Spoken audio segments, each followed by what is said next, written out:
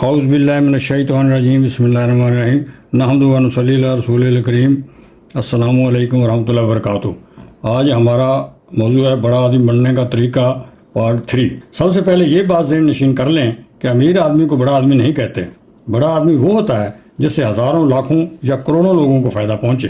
اس لیے پہلے یہ والی نیت کر لیں، انشاءاللہ آپ ضرور بڑے آدمی یا بڑی خاتون بنیں گی۔ اس موضوع پر پہلے بھی 2 ویڈیوز ہم ریلیز کر چکے ہیں، اب یہ اس کا پارٹ 3 پیش خدمت ہے۔ آتے ہیں اصل موضوع کی طرف۔ قاسم علی شاہ صاحب کہتے ہیں، اگر آپ نے کچھ الگ کرنا ہے تو بھیڑ سے ہٹ کر چلو، کیونکہ بھیڑ ہمت تو دیتی ہے لیکن شناخت چھین لیتی ہے۔ ہمارے ذہن میں انسان کا تصور یہ ہے کہ جو پیدا ہوا، پلا بڑا، تعلیم حاصل کی، نوکری کی، اس کے بعد شادی کی اور پھر 60-70 سال کی زندگی میں مر گیا۔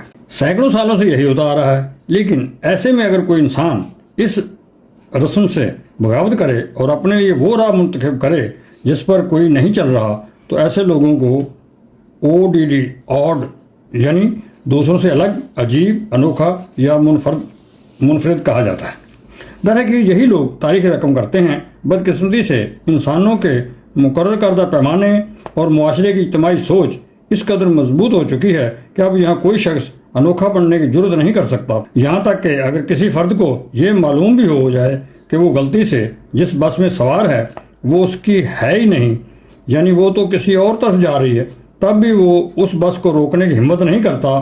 پتہ ہے کیوں؟ کیونکہ اس کو ڈر ہوتا ہے کہ اگر میں نے کہہ دیا کہ میں غلط بس میں سوار ہوا ہوں، مجھے اتارو، تو پھر ہر شخص مجھ پر ہنسے گا اور میرے اس فیصلے پر مجھے برا بھلا کہے گا، لہٰذا وہ ٹکٹ بھی لے گا اور خاموشی سے یعنی بزدلی سے اگلے سٹاپ پر اتر جائے گا۔ ملامت کا ڈر اور مذاق اڑانے کا یہ خوف ہمارے تحت شعور میں اس حد تک بیٹھ چکا ہے کہ اب ہم زندگی کے کسی بھی معاملے میں کچھ ہٹ کر سوچنے کی جرت نہیں کرتے۔ ہم خود یہ کیوں نہیں سوچتے کہ میرا دل کیا چاہتا ہے، میں کیا بننا چاہتا ہوں، میں اپنے آپ کو مستقبل میں کہاں دیکھتا ہوں۔ ہمارا ماحول اس قدر سخت کیوں بنا دیا گیا ہے کہ اگر ہم کچھ بھی دوسروں سے ہٹ کر کرتے ہیں تو ہر ایک ہمیں پاگل سمجھتا ہے، ہم پر طنز کرتا ہے، تانے دیتا ہے۔ معاشرہ کسی بھی انوکھے انسان کو قبول نہیں کرتا، وہ برداشت نہیں کر سکتا کہ کوئی شخص مروجہ روایات سے ہٹ کر چلے اور کامیاب بھی ہو جائے۔ اگر کوئی راستہ بدلنے کا سوچتا ہے تو اس کا راستہ کھوٹا کر دیا جاتا ہے۔ ہر کوئی کرکٹر، اداکار، ڈاکٹر، انجینئر، سیاستدان وغیرہ بننے کی خواہش رکھتا ہے، جہاں پہلے ہی بہت ہی زیادہ لوگ موجود ہیں۔ آپ اپنی زندگی تمام فیصلے اپنے ہاتھ میں لیں اور دوسروں کی خواہشات یا دباؤ پر فیصلہ نہ کریں، بلکہ جو آپ کو عقلی طور پر بہتر لگے اپنے بارے میں وہی فیصلہ کیجیے۔ کبھی بھی ٹرینڈ کے پیچھے مت چلیں۔ یاد رکھیں، اہمیت ہمیشہ ٹرینڈ کی نہیں، قابلیت کی ہوتی ہے۔ دنیا میں جب بھی پیشے کا ٹرینڈ چل رہا ہو، وہاں مقابلہ بھی سخت ہوتا ہے۔